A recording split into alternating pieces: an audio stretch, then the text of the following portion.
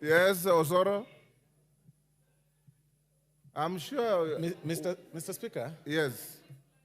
Mr. Speaker, this is an unprecedented matter. It is not unprecedented.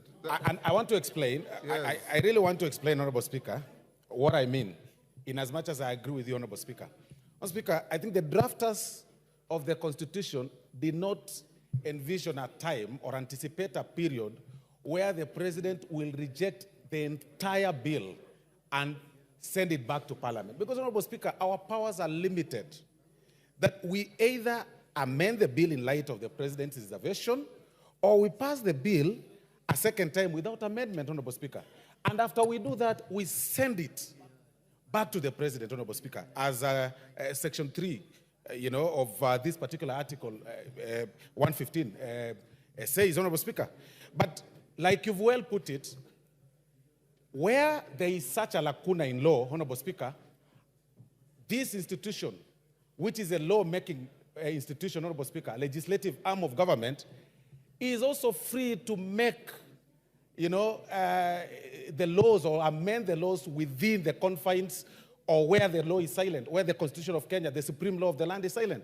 And like you've said, the Gikaria matter was rejected by the President. We also rejected the Gikaria bill here, and you communicated an empty document. So what needs to come out clear, that in such scenarios, you communicate emptiness, you communicate a blank bill and say, we've agreed with you, and that then becomes the standard procedure, Honorable Speaker. But what the Honorable members are asking, what do you take back to the President? Do you take back to the President a deleted bill, or do you take an empty document? That is what this matter.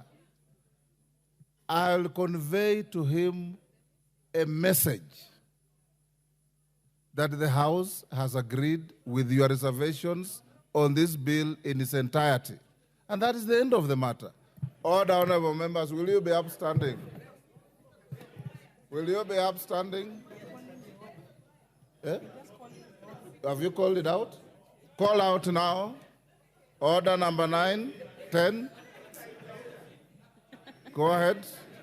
Order number 10, Committee of the Whole House. Be upstanding, honorable members.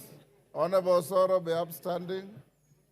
That matter is as clear as daylight. We shouldn't pontificate on it anymore.